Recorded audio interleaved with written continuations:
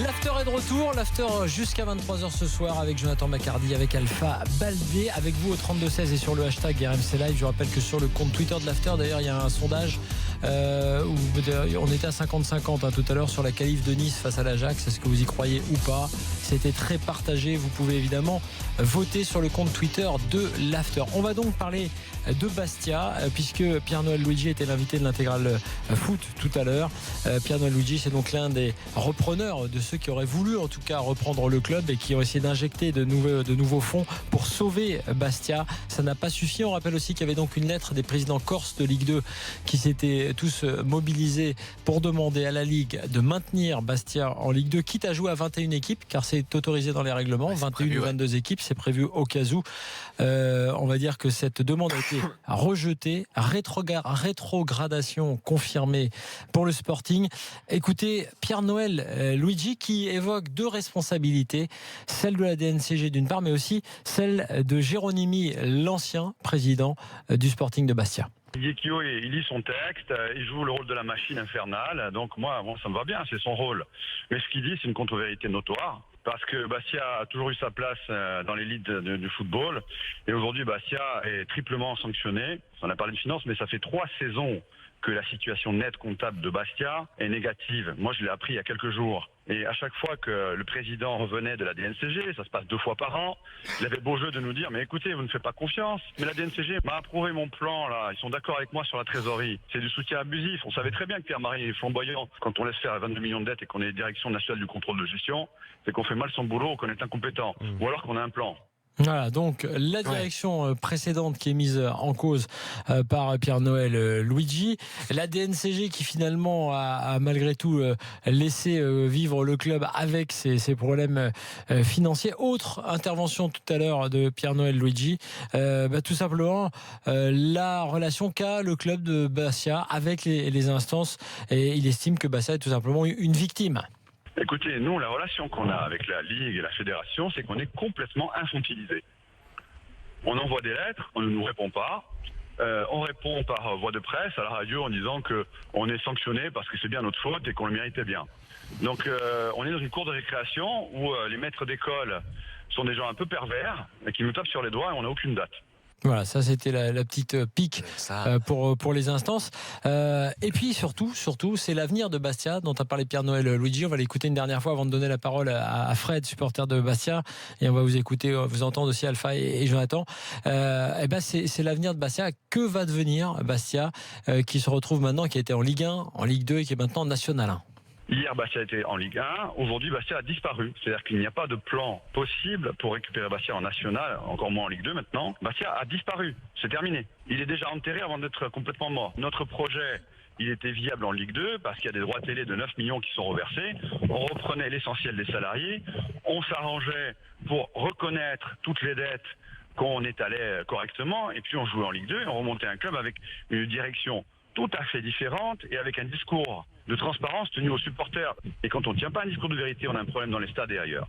Voilà pour Pierre-Noël Luigi qui était très clair, très virulent ce soir, ce qui veut dire que pour l'instant, la survie même du club de Bastia est en jeu. C'est vrai que ça fait un vide. Ouais, ce qui est triste. C'est triste, et puis surtout, non mais le souci, ça vient de la gestion des anciens du président précédent. On savait qu'il y avait beaucoup de problèmes, qu'il y avait beaucoup d'argent qui était dépensé. Je pense qu'une grande partie des foudres des tribunes l'année dernière venaient de là, venaient contre cette direction qui s'était mis à dos la majorité du public. Mais là, de découvrir un truc comme ça, c'est quand même dramatique. Et quand on connaît, quand on creuse un petit peu quel était le projet de reprise mené notamment par Frédéric Antonetti, il est évident que les 9 millions de droits télé, ils sont vitaux. Là, quand notre ami Luigi dit qu'il s'interroge sur la survie du club, c'est pas juste du sensationnalisme. Je pense vraiment qu'il y a vraiment beaucoup de soucis à se faire. Moi, je pense que c'est bien de jouer sur l'émotion et les sentiments déjà, mais malheureusement, on est dans le football et qu'il y a des règles. Surtout la DNCG est là pour contrôler tout ça, pour la viabilité financière de ces clubs. Ça m'étonne, on l'a reçu il y a pas longtemps, le président d'Oscaro, qui est sponsor de ce club-là.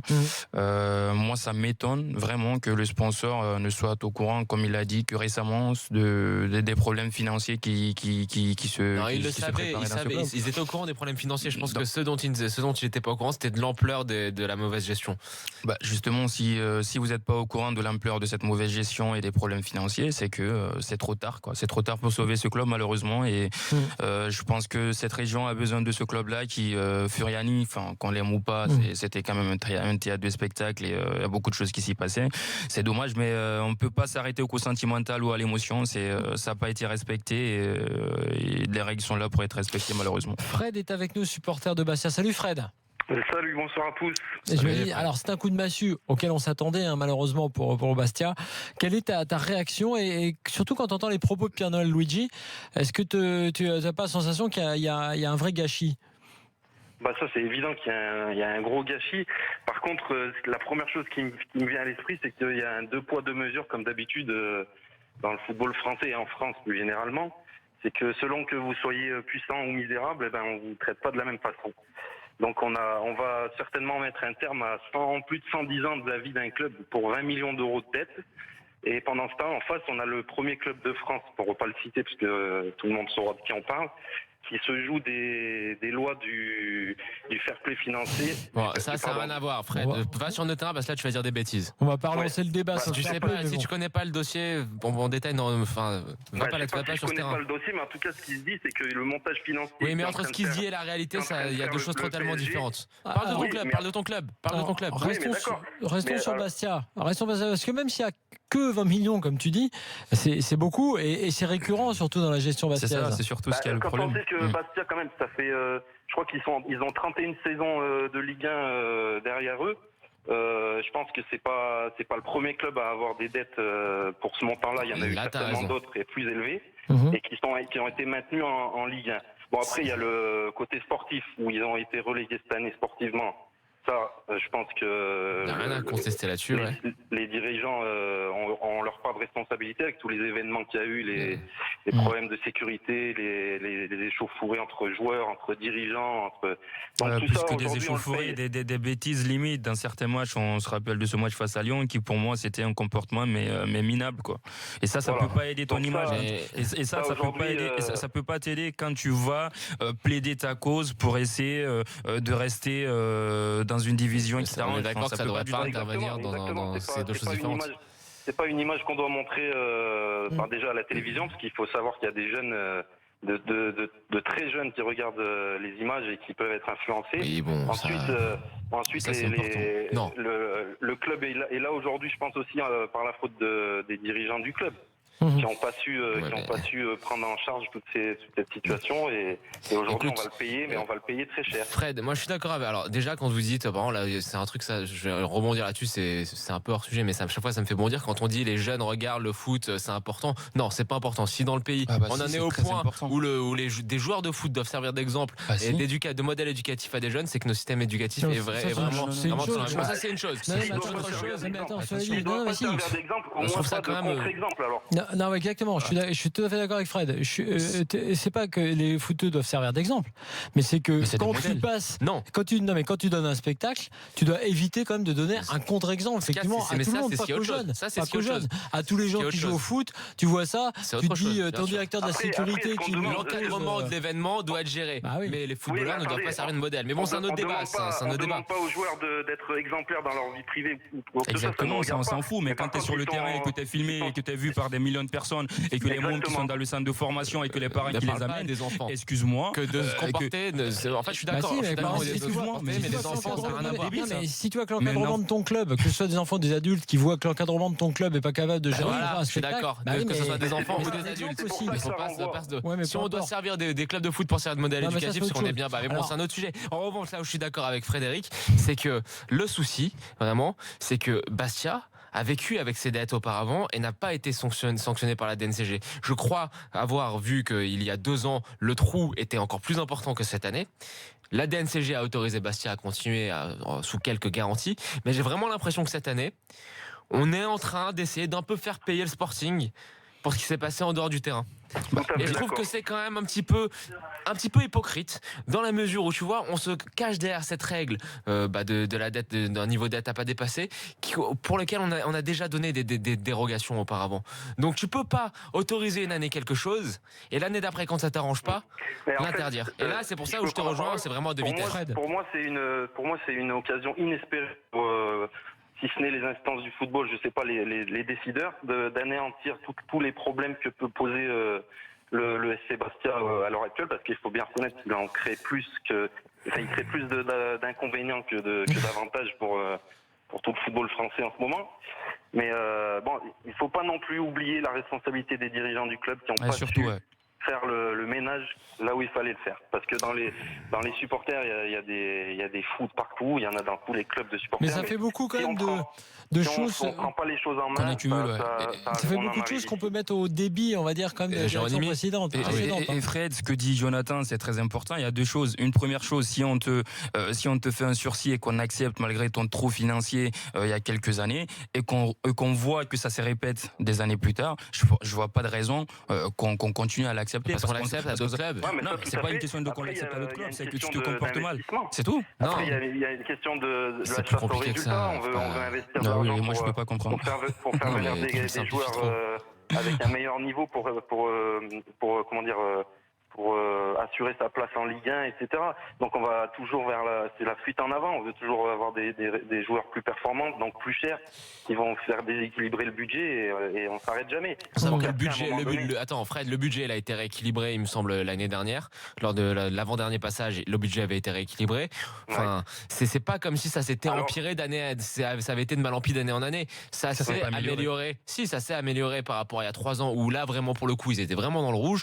Je pense que la direction précédente a fait beaucoup de choses à l'envers, mais au moins il y avait du positif, ça allait dans le bon sens de ce côté-là. Là, juste effectivement, si t'es relégué, c'est sûr qu'au niveau du budget, tu vas être largement dans le rouge. Encore plus si tu vas en national. C'est là où je trouve ça un peu injuste. C'est la fin du club. National 3, il y aura plus de droits télé, il y aura plus d'entrée au stade, il y aura plus de. C'est un peu ce qu'a dit d'ailleurs Pierre Luigi tout à l'heure. Il a dit que c'était sans doute la fin du club. Merci Fred d'avoir été avec nous. Salut Fred. Mais je vous en prie. Bon courage. À bientôt. Merci. Et tiens, alors tu n'es pas tout seul à appeler. Pierre Toussaint est avec nous. Il est souvent d'ailleurs intervenu à l'antenne d'RMC. Salut Pierre Toussaint. Bonsoir messieurs. Bonsoir. Déjà, merci de me faire passer parce que je pense que c'est sûrement une dernière fois que je passe par RMC. Et je vous avoue que ça me fait un peu bizarre, mais bon, faut s'habituer. Alors, t'as entendu Pierre-Noël Luigi qui parle lui carrément de la fin du club? Oui, j'ai entendu. Oui, c'est la fin. Oui, c'est la fin. Si vous me permettez juste une petite parenthèse, parce que j'ai entendu une énormité à 2 secondes en disant que les comptes avaient été à peu près rééquilibrés quand on est passé. Non, pas rééquilibrés. C'était mieux l'année dernière qu'il y a 3 ans. Mais je vous assure que non. En tout cas, dans le budget qui a été présenté, si les chiffres ils sont disponibles, tu les vois. Réel ou le budget potentiel. Mais ça, c'est autre chose. Le budget réel, le budget qui est présenté. Oui, non, mais quand vous me dites, par exemple, que la DNCG ne peut pas jouer sur les sentiments et doit faire son travail. Moi, la question que je pose, c'est casser la DNCG ces 3 dernières années. À quoi sert la DNCG? Attention, je ne rejette pas la faute sur la DNCG. Je pose juste la question, à quoi sert la DNCG? Moi, je pars du principe tout simplement que la DNCG a fait son travail. Elle a fait son travail, c'est-à-dire qu'elle a réussi à aboutir à la fin du Sporting Club Bastia. Avec l'aide, bien entendu, ou des nouveaux dirigeants. Si vous arrivez à savoir combien il y en a, moi je ne sais toujours pas, non, ça fait 25 ans que je suis ce club. Aujourd'hui, je ne sais pas exactement combien il y a de dirigeants dans ce club. Qui dirige le club? Voilà, on ne sait pas. S'ils sont 7 ou 6 sont 9. C'est une petite armée russe. Tout part de ces. Moi, je pense qu'il y en a 7. Tout part de ces 7 personnes-là qui ont vraiment le club, qui ont vraiment la passion. On t'entend pas très bien, Pierre Toussaint. Essaie de bien parler dans ton combiné. Oui, excusez-moi. Vous m'entendez mieux là? Voilà. Ouais. Voilà. Donc, tout part de ces 7 dirigeants-là. Il n'y a aucun quiproquo là-dessus, c'est sûr et certain. Ils ont fait du grand n'importe quoi et aujourd'hui on paye les pots cassés. Mais moi je me pose la question, les 20 millions de dettes, excusez-moi, les 10 millions de dettes sur SAS, elles ne datent pas d'un an. Les 9 millions de dettes fournisseurs, elles n'ont pas été créées en un an. Il faut arrêter de prendre les gens pour des imbéciles. Alors moi je pose la question à Mme Latour, qu'est-ce qu'a fait la DNCG pendant ces 3 dernières années, à part attendre la mort du club?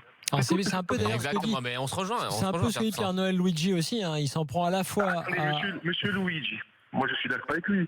Aujourd'hui, c'est ça que je comprends pas. On a 10 millions de dettes sur SAF. Le but, c'est de quoi? C'est que le contribuable paye ses 10 millions ou qu'on essaie que le club s'en sorte et arrive à payer ses dettes. Exactement. Le projet n'était pas viable, peut-être, mais au moins recevoir les personnes et les laisser présenter ce projet-là. Au moins pour les 100 salariés, pour les 10 millions de dettes URSSAF, et pour que ce club essaye au moins de défendre son projet. Et ensuite, ce projet n'était pas viable, qu'on lui dise, monsieur, voilà, votre projet n'est pas viable, on ne peut pas le récupérer. Ok. Mais refuser qu'on présente le projet. Alors, Pierre Toussaint, juste un mot sur cette reprise-là, que moi je trouve bien tardive.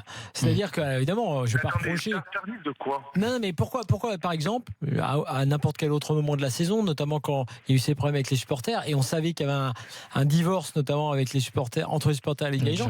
Pourquoi, par exemple, il n'y a pas eu, comme ça arrive dans certains clubs, moi j'ai connu ça dans plein de clubs, même en cours de saison, un putsch pour prendre le pouvoir, parce que c'est. Bien sûr, sans problème, parce que les 7 dirigeants actuels sont d'une prétention telle qu'ils ont refusé toutes les propositions. Les dirigeants actuels qui sont là aujourd'hui, toujours présents au club, essaient de présenter un budget national alors qu'ils savent très bien que c'est pas réalisable. Les dirigeants actuels ont fait comme l'autruche, ils ont mis la tête dans le trou en disant ça va passer. Comme tous les gens, ça va passer. Et c'est ce que le club paye au final, je pense, parce qu'il faut en vouloir qu'aux dirigeants. Parce que, comme le dit Flo, lorsque tu vois qu'il y a ce divorce-là entre le public et les dirigeants qu'on n'arrête pas de mettre en avant, moi je pense que ces repreneurs, ils devaient se montrer à ce moment-là. Comme Flo, comme je l'ai dit lorsqu'on l'a reçu ici, le patron de Lascaro, c'est que je pense que c'est très tardif et tu ne peux pas défendre tout ça en se basant sur les droits d'image, le prix, la somme des droits télé que tu dois recevoir avant. Enfin, c'est un petit peu trop tard, c'est un petit peu trop compliqué. Pour connaître un peu la DNCG, arriver en disant on prend les droits télé de l'an prochain, ça compte pas.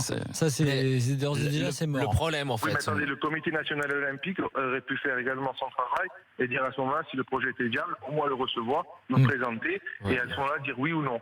Mais pas dire non, c'est pas faisable parce que pour X raisons, on ne veut pas prendre votre dossier en compte, c'est trop tard. Moi, je pense qu'à un moment donné, on prend le temps parce que le championnat n'avait pas encore commencé, on n'a pas encore commencé, on avait largement le temps, au moins, d'analyser le dossier. Voilà. Ça c'est sûr, ça c'est sûr. Monsieur Louis, si vous me permettez une dernière chose, quand il dit que c'est la mort du club, oui, on va peut-être repartir en CFA2. Les 5 millions ou les 6 millions que vont mettre les investisseurs, si on les met en CFA2 et qu'on arrive à remonter en 5 ans, au moins en Ligue 2, d'accord, peut-être que le Sporting pourra revivre. Pourquoi à ce moment-là dire non, si on n'est pas en National 1 ou en Ligue 2, on s'en va? Pourquoi ne pas réinvestir 5 millions c'est vrai. C'est vrai que ça fait mal de mettre 5 millions quand tu es en CFA2. Mais pourquoi vous croyez que quand ils vont mettre 5 millions en Ligue 1 ou Ligue 2, ils vont les récupérer? Bien sûr. Non, mais cela dit, là où tu as raison, c'est quand on dit mort, attention, on dit mort en National 1 peut-être, mais mort ne veut pas dire rayer de la carte. Il y a des clubs qui sont revenus de CFA2, de CFA. Strasbourg. Le potentiel de Bastia, plus de potentiel que Bastia. Bien sûr. Strasbourg, c'est pas la même ville que Bastia. Non, bien sûr. La même fréquentation de stade aussi. Voilà, non mais mets-toi du côté d'Oscaro, c'est un set sponsor, donc tu peux bien comprendre. On remercie juste Pierre Toussaint qui est avec nous. Salut Pierre Toussaint. Une dernière chose, moi ce que je trouve quand même désolant dans cette histoire, c'est que en fait, j'ai l'impression que la DNCG s'est comportée avec Bastia comme on se comporte avec un petit enfant, à chaque fois en lui donnant des avertissements, s'est laissé berner par les manipulations comptables, notamment comme Pierre Toussaint nous en parlait sur la dette vis-à-vis de l'URSSAF qu'ils ont réduit artificiellement sur la dernière présentation, et au final on a l'impression qu'ils punissent le gamin une fois au moment où il a plus aucune chance de se défendre. Abdo est avec nous, supporter de l'OM. On a entendu beaucoup de supporters de Bastia. Salut Abdo. Salut Abdo. Salut. Alors qu'est-ce que tu penses de la rétrogradation administrative de Bastia en national? Déjà dans un premier temps, je trouve que dommage que Bastia soit rétrogradé de cette façon-là. Après, où je comprends pas, c'est les repreneurs, les anciens dirigeants, voire les supporters, s'en prendre à la Ligue. La Ligue, elle leur a fait cadeau sur cadeau, homologation sur homologation du terrain, Forgani, ça ils oublient quand même.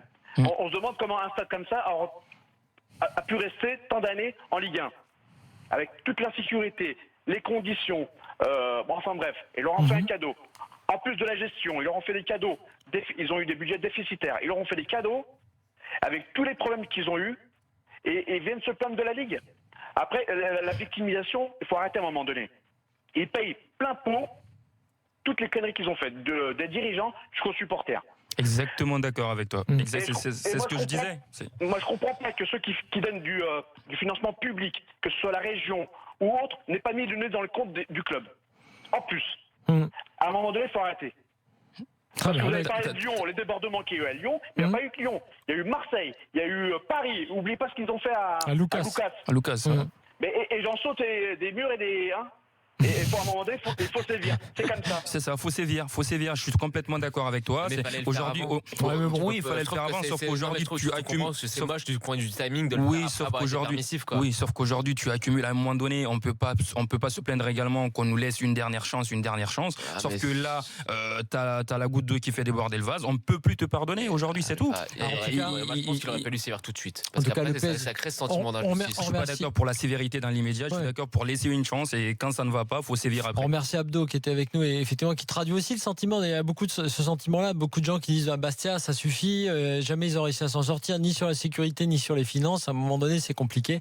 En tout cas, on espère quand même, et Pierre Toussaint avait raison, un club avec des gens courageux, même si tu repars de bas, peut remonter, peut revenir. Après, évidemment que c'est pas plaisant et quand tu as une vraie histoire, une riche histoire comme ce club qui est né en 1905, c'est dur, mais c'est le cas. Juste pour info, et comme on en a beaucoup parlé à l'instant, sachez que sur rmcsport.fr vous pouvez retrouver le coup de gueule de Pierre-Noël Luigi qu'on a entendu dans l'after tout à l'heure, qui est le sponsor principal de Bastia, le PDG d'Oscaro, qui s'en prend à la fois à la DNCG et aux anciens dirigeants. Mais voilà, la rétrogradation administrative en National 1 pour l'instant, et peut-être pire si Bastia n'arrive pas à présenter on va dire un budget cohérent et correct pour cette division, a été acté aujourd'hui. Dans quelques instants, les avis tranchés d'Alpha et de Jonathan. On va parler du PSG bashing et de Manchester City.